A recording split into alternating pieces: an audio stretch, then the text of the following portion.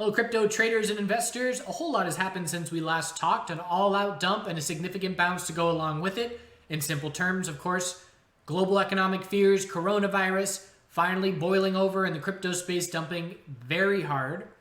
And there's a lack of liquidity, so the bids and the ask spreads are very wide, and we're seeing volatility that we used to remember back in the days of 2017 and beyond. Now we don't have it. So, update myself personally, then we'll go into the technical analysis of the individual coins. I personally was scaling in for a monthly equilibrium on Bitcoin, looking for a monthly higher low. I was planning on making about 4 to 5 entries. I had 2 filled, and I put my stop under the low of my support that I'm playing off of. And fortunately for me, I didn't have those orders set to scale in. I was putting them in as things were playing out, and I was using some shorter term time frames to try and time entries a little bit better. So I woke up one morning, the morning that 6400 broke, and I had stopped out of my position at a solid loss, but fortunately had not filled the other orders because I had never placed them. So that happened here.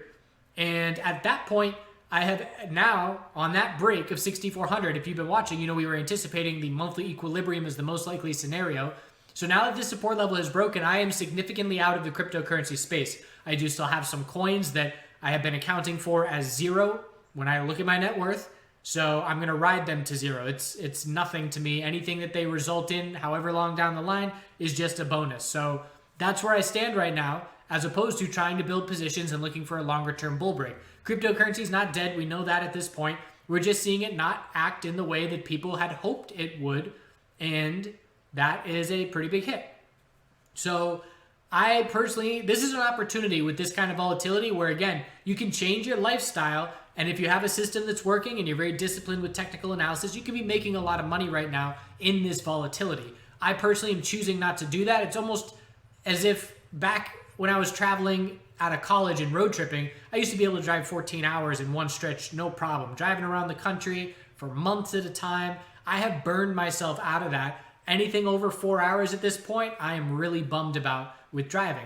That's where I am with the cryptocurrency space. If I'm up and doing things and, in my zone, I'll absolutely trade crypto as it comes to me, but I'm not going to be adjusting my sleep cycle. I just can't handle it right now with what's going on in the broader markets. I have a lot more I have to be doing with the chart guys, answering more questions, friends and family with questions. It's just a very on edge time for someone in my position in terms of what I'm doing. So knowing I'm not in my zone in that regard, I am pumping the brakes a little bit and just trading less. I'm trading in the stock world more, but trading less on crypto right now because I just don't have the time or the energy to devote to it in the way that it needs to be. In 2017, the only thing I was doing was trading cryptocurrency, and that had all of my focus, and that's why I was able to do so well. So I know that not having all of my focus, I will not do nearly as well, and I'm not trying to get back money. So it ended up being a solid red trade on everything that I got stopped out of, gave back all my crypto gains from 2020 and went into the red a little bit. Fortunately,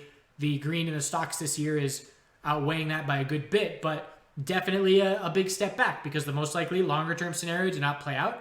And now I'm back to cash, again, aside from that stash, but back to cash and waiting for more clarity and just not interested in this oversold bounce at the moment. Mostly because I missed it. Woke up and bounce was already playing out. But there are correlations with the S&P 500 that we need to be aware of. And there's been multiple times, and shout out to people that have been pointing it out, but in the last 3 days, 2 days probably, I'd say in the last 2 days, there have been 3 times where Bitcoin makes a short-term move before the S&P 500 makes a significant move in the same direction. So that has been notable. There was a past time that I looked at, and I don't have them able to pull up right now, but it was a Bitcoin bounce that happened 5 minutes before the S&P 500 hit the bottom and bounced. So keep an eye on that. I have no idea why that would be the case. How could Bitcoin possibly be leading the S&P 500? I don't know. I've just known I've seen it enough that I need to pay attention to it and keep observing that relationship between the two. So at this point, we have 4-hour equilibriums. We're playing the zoom out game. We've got the low of the dump, high of the bounce, higher low was set when the S&P 500 ran into the end of the day today. And now anything under 6,000 is just a 4-hour lower high. The exponential resistance is lining up right there as well. If we break that level, we have a confirmed 4-hour trend change, and we zoom out and look for a daily lower high to be set on the bounce if we change the 4-hour trend. If we do not, a daily inside bar will be the most likely scenario tomorrow, in my opinion, if this support were to break. And obviously that would keep the bears very confident and comfortable if that were to happen as well. So we will just be looking for a daily lower high. Anything under 9,200 will be that lower high. And that's another reason why I don't have any FOMO. If we do see a significant volume bounce and get a lot of follow through, if I am interested, I can definitely look for a daily higher low and use the low as the bottom. It's just standing in front of that speeding train when things are collapsing, that unless you're sitting there and very active and ready for it and in the zone, again, it's not the kind of thing that you can just jump into in the middle of and not want to get into late, because these bounces happen fast. So Bitcoin dominance chart did see a big drop and is now recovering significantly. So Bitcoin did dump faster than a lot of the altcoins. That's what that lower wick is telling us. And now we're looking back up at the double top of 66.48. So Bitcoin bouncing a bit stronger than these altcoins. It'll be interesting to see if it continues to lead the way on this bounce, but we would need a break of this high for that to be the case. ETH, big dump, big bounce as well, $90. So again, we look at the monthly time frames. We broke support of 116.25, 80.60 is the low. Any of these names, if we break that low of the start of 2019 and the end of 2018, it's going to be a very significant bearish event that, in my opinion, is going to see a lot of people lose the cryptocurrency space to a certain degree. So just had a neighbor stop by and had to cut the video there for a second, so losing my train of thought. But if we break those lows from the end of that epic bear winter of crypto, we're not going to have any real confidence in previous price levels that we can be going off of. So everybody wants to hold that low. 80.60 on ETH, and for Bitcoin, that level is down at 3,100.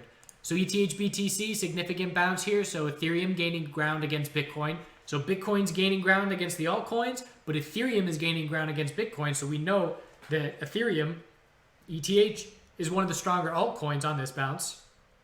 So keeping an eye on the 4-hour time frame there. Big, fast move. And again, all bounces, we're just looking for daily lower highs to be set. Anything under 2754 is a lower high. So LTC on its bounce attempt, 4-hour time frame. So it's not the same tightening range that we're seeing on Bitcoin. Short-term support's down at 32.35. We've got resistance of 41.31. Again, if we break that level, we zoom out because the daily bounce is underway, and we look for the daily lower high to be set. Certainly tons of volume on these climax candlesticks. The question is, how much bounce can we see on the daily time frame? How much space can we create for the potential of the daily trend change that's going to have to take place for the bulls to regain a lot of that confidence? XRP USD, so also seeing the bounce underway, 4-hour time frame, more of an equilibrium similar to Bitcoin. Support is 13.7, resistance is 16.7, and we don't have a ton of support. We hit 11 here, and again, that's already going back, as XRP has been one of the weakest coins that we've been covering for quite some time. To see where we were back at 11 cents, we are looking all the way back to pretty much before the summer run of 2017. So there's no previous price supports, and the bulls don't have much confidence. One thing I did forget to mention is the S&P 500, with Trump speaking about the coronavirus, ripped really hard in the last half hour of trading in a very big way.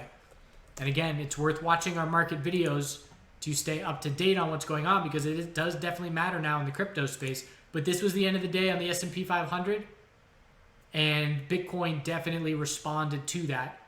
So the question is, can the bounce on the S&P 500, which is now starting its daily bounce, how much follow through do we get? Can we see a green day on Monday?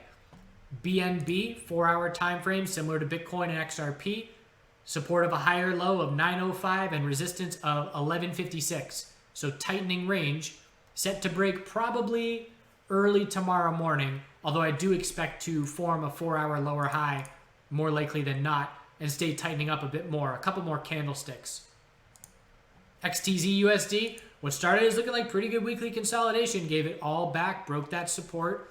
Again, a very significant bounce, but it took a lot of pain to see that bounce get going. A drop to 99 cents and a bounce to 205. We hit $2 psychological pretty much twice. So I would be viewing this as a low and a high on the same candle, and our higher low formed at 131. Also anticipating a lower high similar to Bitcoin XRP, and the other names we just looked at. BCH. 4-hour tightening as well. Higher low of 155.57. Resistance of 200 psychological on the dot. 4-hour exponential resistance. Then we zoom out if it's a bull break for the daily lower high to be watching. Bears are looking for that lower high. Bears are going to be watching for a loss of the 4-hour uptrend if we do break bullish on those tightening patterns, to then be entering bearish for daily lower highs to be set on those oversold bounces. BSV on the 4-hour chart, same thing. Higher low is 103.63 with resistance of 128. Fairly close to being tested. And then we would zoom out and look for the daily lower high. So most names doing the same thing on the 4-hour. LTC is a little bit different, just a bit of a different shape. And ETH is doing that tightening range. So we'll see how the break goes. Bulls need to see increasing volume, because if we don't see increasing volume, lower highs are very likely and we'll stay tightening a couple more candles. So hope you survived. Again, hope stop losses got you out. We have to take those losses that are acceptable to avoid the losses that ruin our month and that we can't stop thinking about and that make our stomach feel literally sick when we think about. That is not the way to stay in this game down the road. Do good things out there. Hope it's nice and spring-like where you are, and we'll see you soon.